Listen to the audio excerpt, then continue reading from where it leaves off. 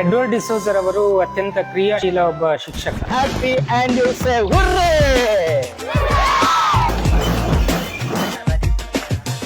ಶಿಕ್ಷಕರಲ್ಲಿ ನಾನು ತಿಳಿದ ಮಟ್ಟಿಗೆ ದೇಹದಾನ ಮಾಡಿದಂತವರು ಯಾರು ಇಲ್ಲ. ನೇತ್ರದಾನ ಮಾಡಿದವರು ಇರ್ಬೋದು. ಎಲ್ಲ ಸರ್ ಮಸೀದಿಗೆ ಚರ್ಚಿಗೆ ಎಲ್ಲ ಕರ್ಕೊಂಡು ಹೋದ್ರು. ಅಲ್ಲಿ ಗುರುಗಳೆಲ್ಲ ನಮಗೆ ಪರಿಚಯ ಮಾಡಿದ್ರು.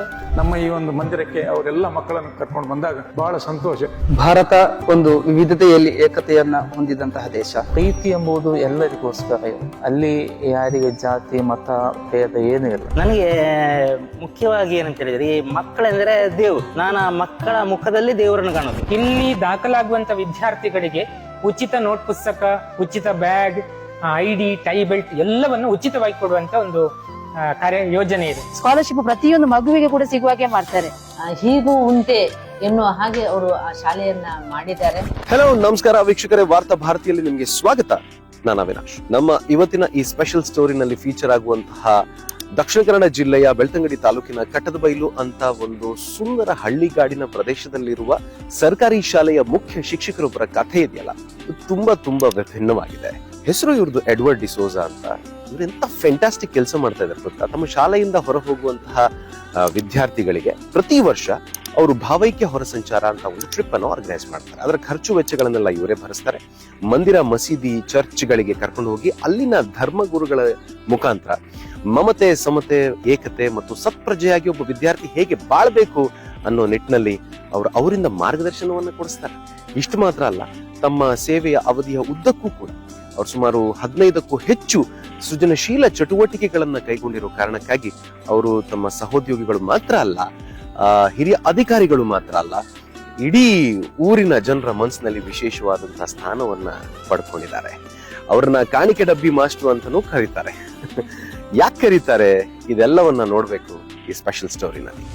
ಅವರು ಈ ಶಾಲೆಗೆ ಬಂದ ಮೇಲೆ ಅವರ ವಿನೂತನವಾಗಿರುವಂತ ಮತ್ತು ವಿಶಿಷ್ಟಪೂರ್ಣವಾಗಿರುವಂತಹ ಯೋಜನೆಗಳು ಅದು ಅನುಷ್ಠಾನಗೊಳಿಸೋದ್ರ ಮೂಲಕವಾಗಿ ಇಲ್ಲಿಯ ವಿದ್ಯಾರ್ಥಿಗಳಿಗೆ ಮತ್ತು ಪೋಷಕರಿಗೆ, SDMC ಅವರಿಗೆ ಅವರ ಬಗ್ಗೆ ಅಭಿಮಾನ ಇನ್ನೂ ಹೆಚ್ಚಾಯಿತು. ನನಗೆ ಮುಖ್ಯವಾಗಿ ಏನಂತ ಹೇಳಿದ್ರೆ, ಈ ಮಕ್ಕಳೆಂದ್ರೆ ದೇವ್ರು. ನಾನು ಆ ಮಕ್ಕಳ ಮುಖದಲ್ಲಿ ದೇವರನ್ನು ಕಾಣೋದು. ಆ ದೇವರನ್ನು ನನಗೆ ಪ್ರತ್ಯಕ್ಷವಾಗಿ ಕಾಣ್ಲಿಕ್ಕೆ ಆಗುದಿಲ್ಲ. ಅದರ ಬದಲಿಗೆ ಈ ಮಕ್ಕಳ ಮುಖದಲ್ಲಿ ನಾನು ಪ್ರತಿ ದಿವಸ ದೇವರನ್ನು ಕಾಣ್ತೇನೆ. ಈ ಭಾವೈಕ್ಯತೆ ಹೊರ ಸಂಚಾರ ಅನ್ನುವಂಥದ್ದು ಅದು 7ನೇ ತರಗತಿಯಿಂದ ಹೊರ ಹೋಗುವ ವಿದ್ಯಾರ್ಥಿಗಳನ್ನು ಅವರು ಏಪ್ರಿಲ್ ತಿಂಗಳಿನ ಒಂದು ದಿನ ಇಲಾಖೆ ಅನುಮತಿ ಮತ್ತು ಪೋಷಕರ ಒಪ್ಪಿಗೆ ಮೇರೆ ಕರ್ಕೊಂಡು ಹೋಗ್ತಾರೆ. ಆ ವಿದ್ಯಾರ್ಥಿಗಳಲ್ಲಿ ಸರ್ವಧರ್ಮದ ಸಮಭಾವದ ಒಂದು ಭಾವನೆಯನ್ನು ಮೂಡಿಸಲಿಕ್ಕೆ ಅವರು ಬಹಳಷ್ಟು ಪ್ರಯತ್ನ ಮಾಡಿದ್ದಾರೆ. ಇದು ಪೋಷಕರಲ್ಲಿ ಕೂಡ ಒಂದು ಬಹಳ ಖುಷಿ ಕೊಟ್ಟಿದೆ. ಅದು ನಿರಂತರವಾಗಿ ಪ್ರತಿ ವರ್ಷ ಅವರು ಈ ಒಂದು ಕಾರ್ಯಕ್ರಮವನ್ನು ನಡೆಸ್ತಾ ಬರ್ತಾ ಇದ್ದಾರೆ. ನನಗೆ ನನ್ನ ಅಪ್ಪ ಕೂಡ ಶಿಕ್ಷಕರಾಗಿದ್ರು. ನಾನು ಚಿಕ್ಕವನು ಇರುವಾಗಲೇ ಎಲ್ಲರನ್ನು ಪ್ರೀತಿಯಿಂದ ನೋಡ್ಬೇಕು, ಎಲ್ಲ ಧರ್ಮದವರ ಜಾತಿ ಇರ್ಬೋದು, ಎಲ್ಲರನ್ನು ಚೆನ್ನಾಗಿ ನೋಡ್ಕೊಳ್ಬೇಕು ಅಂತ ಹೇಳ್ತಿದ್ರು. ಹಾಗಾಗಿ ನಮ್ಗೆ ಚಿಕ್ಕ ಪ್ರಾಯದಿಂದಲೇ ಈ ಪ್ರೇರಣೆ ಬಂತು. ಎರಡನೇದಾಗಿ ನಮ್ದು ತಂದೆಯವರು ಅಧ್ಯಾಪಕರಾಗಿದ್ರು ಕೂಡ ನಮ್ದು ಒಂದು ದೊಡ್ಡ ಕುಟುಂಬ, ತುಂಬಾ ಬಡತನದಿಂದಾಗಿ ನಮ್ಗೆ ಆ ಸಮಯದಲ್ಲಿ ಶಾಲೆಗೆ ಹೋಗುವ ಪುಸ್ತಕಗಳಂತ ಕೊಳ್ಳಿಕ್ಕೆ ಇರ್ಬೋದು, ಅಥವಾ ಒಂದು ಚೀರ ಕೂಡ ನಮ್ಮಲ್ಲಿ ಸರಿಯಾಗಿರ್ಲಿಲ್ಲ. ಅವ್ರು 1 ರೂಪಾಯಿ ಅಂತ ಸಂಗ್ರಹ ಮಾಡ್ತಿದ್ರು. ಯಾವುದಕ್ಕೆ ಅಂತೇಳಿ, ಈ ಸ್ವರ್ಣ ಮಹೋತ್ಸವದ ಸಂದರ್ಭದಲ್ಲಿ ಈ 1 ರೂಪಾಯಿನ ಸಂಗ್ರಹ ಮಾಡಿರುವುದನ್ನ ಅವರು ಒಂದು ನಿಧಿಯನ್ನಾಗಿ ಮಾಡ್ತಾರೆ. ನಿಧಿಯನ್ನಾಗಿ ಮಾಡಿ ಈ ನಮ್ಮ ಶಾಲೆಯಲ್ಲಿ 1ರಿಂದ 7ನೇ ತರಗತಿಯವರೆಗೆ ಕಲಿತಂತಹ ವಿದ್ಯಾರ್ಥಿಗಳಿಗೆ BSc ನಂತರದ ಅವರ ಉನ್ನತ ಶಿಕ್ಷಣಕ್ಕೆ ಒಂದು ಸಹಾಯ ಆಗ್ಲಿ ಅಂತ ಹೇಳಿ ರೂಪಾಯಿ 5,000ದಂತೆ 3 ವಿದ್ಯಾರ್ಥಿಗಳಿಗೆ ಪ್ರೋತ್ಸಾಹಕ ಧನವನ್ನ ನೀಡ್ತಾ ಇದ್ರು. ಆಯ್ದಂತಹ ಕೆಲವು ಮನೆಗಳಿಂದ 100 ರೂಪಾಯಿ ಅಂತ ತಿಂಗಳಿಗೆ ನಾವು ಸಂಗ್ರಹ ಮಾಡಿರ್ತೇವೆ. ಈ ಒಂದು ನಿಧಿಯನ್ನ ಈ ಶಾಲೆಯಲ್ಲಿ ಕಲಿಸ್ಲಿಕ್ಕೆ ಅಧ್ಯಾಪಕರ ಕೊರತೆ ಇತ್ತು. ಇನ್ನು ಆ ಕೊರತೆಗೆ ಬರಬಾರ್ದು ಅನ್ನೋ ದೃಷ್ಟಿಯಿಂದ ಓರ್ವ ಗೌರವ ಶಿಕ್ಷಕಿಗೆ ಒಂದು ಗೌರವ ಸಂಭಾವನೆ ನೀಡಲಿಕ್ಕೆ ಈ ಹಣವನ್ನ ಉಪಯೋಗ ಮಾಡ್ತಾರೆ. ಸ್ಕಾಲರ್ಶಿಪ್ ಪ್ರತಿಯೊಂದು ಮಗುವಿಗೆ ಕೂಡ ಸಿಗುವಾಗೆ ಮಾಡ್ತಾರೆ. ಅದು ಕೆಲವೊಮ್ಮೆ ನಮ್ಗೆ ಊಟಕ್ಕೂ ಕಷ್ಟ ಆಗ್ತಿತ್ತು. ಅಂತ ಬಡತನದಲ್ಲಿ ನಾವು ಬದುಕಿದ ಕಾರಣ ನಮ್ಗೆ ಈ ಬಡತನದ ಏನು ಬೆಲೆ ಸರಿ ಗೊತ್ತಿದೆ. ಹಾಗಾಗಿ ಈ ಮಕ್ಕಳು ಕೈಯಲ್ಲಿ ಪ್ಲಾಸ್ಟಿಕ್ ಇಟ್ಕೊಂಡು ಬರುವುದು, ಅಥವಾ ಪುಸ್ತಕಗಳಿಲ್ಲದೆ ಸರ್ ನಮ್ಮ ಪುಸ್ತಕ ಇಲ್ಲ ಸರ್, ಪೆನ್ ಇಲ್ಲ, ಪೆನ್ಸಿಲ್ ಇಲ್ಲ ಅಂತ ಹೇಳುವಾಗ, ಈ ಯಾವುದಕ್ಕೂ ಕೂಡ ನಮ್ಮ ಶಾಲೆಗೆ ಬರುವಂತ, ನನ್ನ ಕೈ ಕೆಳಗೆ ಇರುವಂತ ಎಲ್ಲ ಮಕ್ಕಳು ಕೂಡ ಅವರ ಕೈಯಲ್ಲಿ ಒಂದು ಪುಸ್ತಕ ಇಲ್ಲದೆ ಇರಬಾರ್ದು, ಅವರು ಹರಿದಂತಹ ಚೀಲವನ್ನು ಇಟ್ಕೊಂಡು ಬರಬಾರ್ದು. ಅದೇ ರೀತಿಯಲ್ಲಿ ಅವರು ಒಂದು ಒಳ್ಳೆ ರೀತಿಯಲ್ಲಿ ಬದುಕಬೇಕು, ಬಾಳ್ಬೇಕು, ಎಲ್ಲರ ಜೊತೆಯಲ್ಲಿ ಅವರು ಪರಸ್ಪರ ಪ್ರೀತಿ ವಿಶ್ವಾಸದಿಂದ ಬದುಕಬೇಕು ಎಂಬುದೇ ನನ್ನ ಉದ್ದೇಶ. ಹಲವಾರು ವಿಶಿಷ್ಟ ಅಪೂರ್ವ ಯೋಜನೆಗಳನ್ನ ತಮ್ಮ ಶಾಲೆಯಲ್ಲಿ ಅಳವಡಿಸಿ ಒಂದು ಮಾದರಿಯಾಗಿದ್ದಾರೆ. ನಮ್ಮ ತಾಲೂಕಿಗೆ ಒಂದು ಹೆಮ್ಮೆ ತಂದು ಕೊಟ್ಟಿದ್ದಾರೆ. ಅರ್ಹವಾಗಿಯೇ ಅವರಿಗೆ ರಾಜ್ಯ ಪ್ರಶಸ್ತಿ ಹಾಗೂ ಹಲವಾರು ಪ್ರಶಸ್ತಿಗಳು ಅವರನ್ನ ಅರಸಿಕೊಂಡು ಬಂದಿವೆ. ಸ್ವಚ್ಛ ಊರು ಸ್ವಚ್ಛ ಶಾಲೆ ಅಂತ ಹೇಳ್ಕೊಂಡು ಶಾಲೆಗಳಲ್ಲಿ ಸ್ವಚ್ಛವಾಗಿಟ್ಟುಕೊಳ್ಳುವುದರ ಮೂಲಕ ಮನೆಯನ್ನು ಕೂಡ ಸ್ವಚ್ಛವಾಗಿಟ್ಟುಕೊಳ್ಳುವಂಥದ್ದು, ಮಕ್ಕಳಿಗೆ ಮನೆಯಿಂದಲೇ ಪ್ಲಾಸ್ಟಿಕ್ ಅನ್ನ ಶಾಲೆಗೆ ತಂದು ಶಾಲೆಯ ಮೂಲಕ ಇದಕ್ಕೆ ಗ್ರಾಮ ಪಂಚಾಯತಿಗೆ ಕೊಡುವುದರ ಮೂಲಕ ಸ್ವಚ್ಛ ಗ್ರಾಮ ಯೋಜನೆ ಮಾಡುವಂಥದ್ದು, ಮಕ್ಕಳಿಗೆ ಯಕ್ಷಗಾನ ಕಾರ್ಯಕ್ರಮವನ್ನ ಅಂದ್ರೆ ಯಕ್ಷಗಾನ ಟ್ರೈನಿಂಗ್ ಅನ್ನು ಕೊಡುವಂತಹ ಕಾರ್ಯಕ್ರಮಗಳನ್ನು ಕೂಡ ಮಾಡ್ತಾ ಇದ್ದಾರೆ.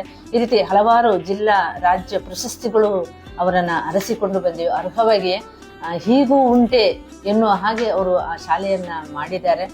ಮೊದಲು ನಾವು ಮಸೀದಿಗೆ ಹೋದ್ವಿ, ಅಲ್ಲಿರುವ ಧರ್ಮದ ಒಳ್ಳೊಳ್ಳೆ ವಿಚಾರಗಳು ಮತ್ತೆ ಅಲ್ಲಿರುವ ಆಚಾರ ವಿಚಾರ ಎಲ್ಲ ತಿಳಿಸಿದ್ರು.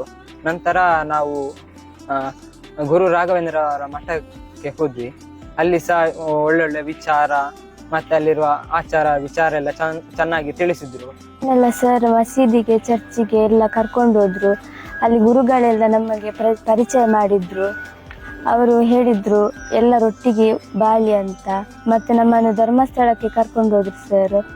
ಅಲ್ಲಿ ವಸ್ತು ಸಂಗ್ರಹಾಲಯಕ್ಕೆಲ್ಲ ಕರ್ಕೊಂಡು ಹೋದ್ರು. ಅಲ್ಲಿ ಆನೆ ಮತ್ತೆ ಹಿಂದಿನ ವಾಹನಗಳನ್ನೆಲ್ಲ ತೋರಿಸಿದ್ರು.